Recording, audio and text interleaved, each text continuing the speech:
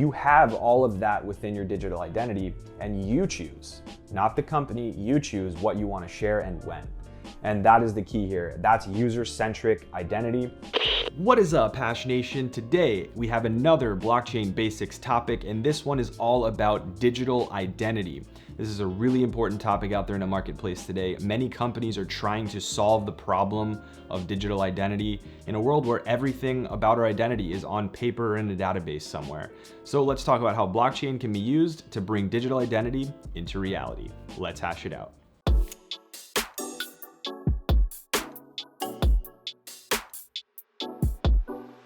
I would say the number one enterprise feature that a lot of people that I've worked with look for and a lot of different businesses out there really need is digital identity. In almost all business processes and almost all things that you'll see out there in industry, there has to be some sort of way to establish someone's identity or to establish identity attributes. I'm not saying you need to get someone's DNA or genetic code so that they can apply for a loan. That is not what I'm saying. The world is rife with oversharing and lack of control of people's data. So there's no doubt about that. But there is a base need for businesses to verify A, that you're not being fraudulently represented by someone else. That's very important. And B, that they have the information they need to offer you services. So what we really need is an infrastructure or a place where people can own their attributes, they can own their data, and they can expose what they want to companies rather than the other way around. Nowadays, when you apply for a loan, you know your social security number. You have to give that to them, and then those people go and do a bunch of back-end research and learn about you, and you don't have any control over what they find, right? All of your information is out of your control, and it's all over the place.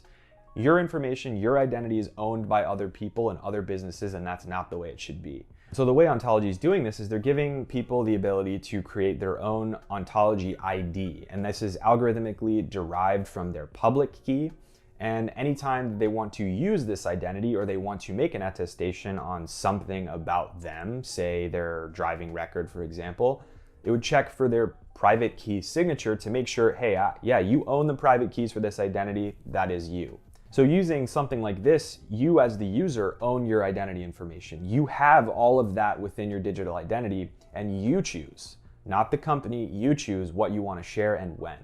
And that is the key here. That's user-centric identity, that's self-sovereign identity, and that is where the world is going. That's where it has to go, and we can accomplish that. I'm glad that Ontology is thinking about this when they deliver these platforms, because then if you're working with multiple different enterprises on this blockchain ecosystem, then you still control your identity, and you can tell each one of these different businesses what you want with this one identity. You don't have multiple usernames and passwords and all this jazz all in one place. That's user-centric. Question of the day, guys. Do you think digital identity is an important factor, and are you going to use it when it comes? Let me know in the YouTube card above whether it's yes, no, or absolutely not. I don't want any digital identity whatsoever. So speaking on that example of digital identity and how you can attest to information or you can share information that only you choose to, let's talk about how that's facilitated within the Ontology ecosystem. There are a couple of different ways. One of them is a more centralized way. The other is a much less centralized way. The more centralized approach is using a trust anchor or a trusted group to establish that trust between people and help make verifiable claims.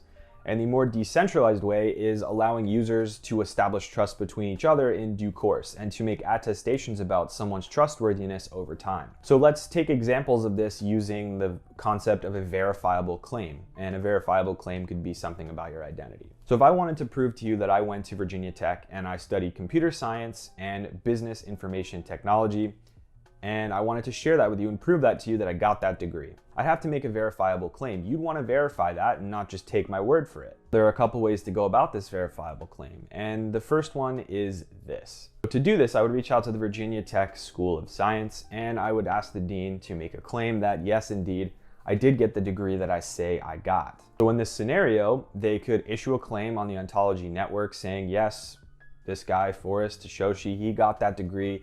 We can verify that because we're the ones who issued it. They're called the issuer in this instance. And so the issuer, in this case Virginia Tech, that dean, has made a claim about something that I've earned or a credential, right? And I can share that claim with you to prove a certain identity attribute, right? So at this point, I've chosen what I want to share with you. I've gotten the issuer of that credential to confirm to you that I've gotten it.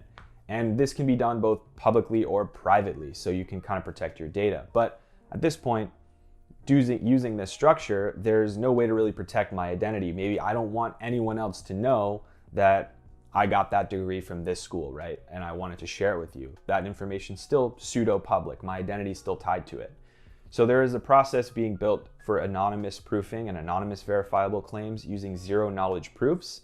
But that's a topic for another video because that's a serious rabbit hole. Ladies and gentlemen, before you head out for the day, please do not forget to watch one more of my videos. There'll be one right here or right here for you to click on an interactive card on the screen.